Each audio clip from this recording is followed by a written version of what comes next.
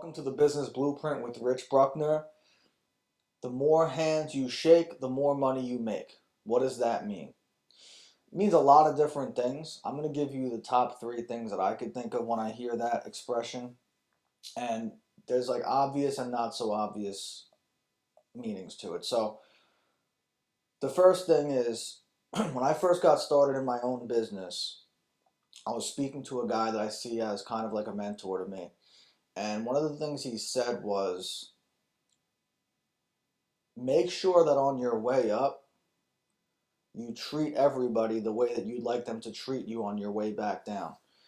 He basically described it like, you might meet somebody that is down on their luck today, they're not doing that well, and you're at the top, you're at your peak and you're crushing it.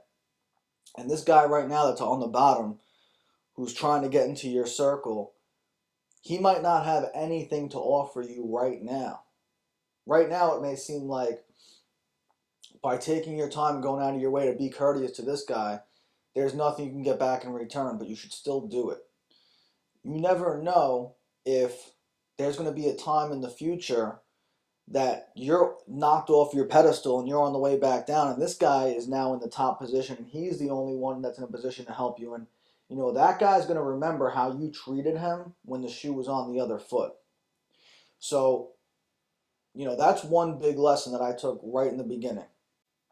If anybody, even somebody who couldn't do anything for me, if there was a way I could look out for them, regardless if it was just with advice in business, if there was a problem they were having in their business that they needed help with.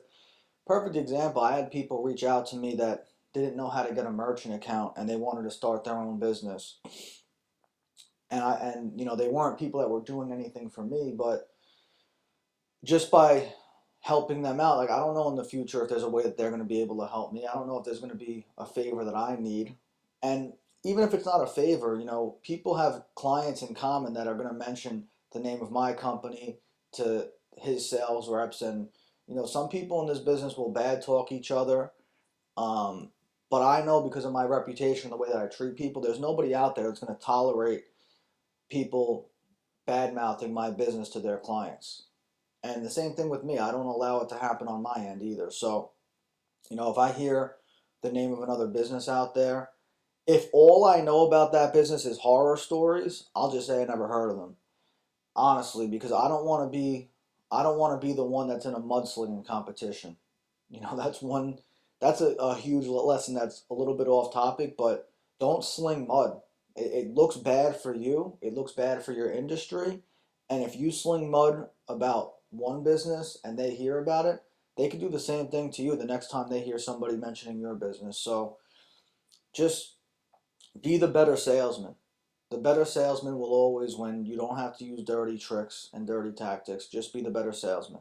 Going back to the topic, the more hands you shake, the more money you make. This is such an important thing. Like, I've had a lot of opportunities in my life because of the connections that I've made, even when I wasn't in business for myself. So I've always carried myself in a way that I was courteous to the next person. And, I've run around in certain circles where, you know, um, I would meet other people in my industry, and I would just be polite, have conversations, talk to these people. I never was the person to brag and try to act better than. I was never the type of person to put myself on a pedestal. So I got to meet and talk to a lot of people, and I got to learn from a lot of people.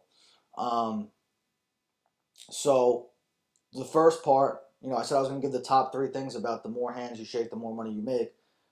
While I was still working for somebody else, and I was meeting other people in my industry that had a lot more experience than I did, and we would just see each other and we'd talk. It's a small world. I go to a cigar lounge, hanging out with a friend of mine, and he sees people that he used to work with, that work at a different company. And, some of these guys have 20, 30 years experience in sales. Sit down with these people, smoke a cigar, and the next thing you know, we're friends. We text each other back and forth. I've had these guys offer me, different sales strategies that I never heard of before. I've had these guys refer me to an accountant when I needed one. And, I needed a reliable CPA, and, this guy had a really good connection. So just by networking with people, there's going to be opportunities that also come up in your life, but you're also going to learn. So I said I was going to highlight three things. The first thing, just to keep this organized, when you're on your way up, you never know who you're going to need a hand from on your way back down. All right, and that might never happen, but if it does, you're going to be happy that you had somebody who remembers that you were kind to them. All right. The second thing is education. By being friends with all these other people, you're going to learn different strategies.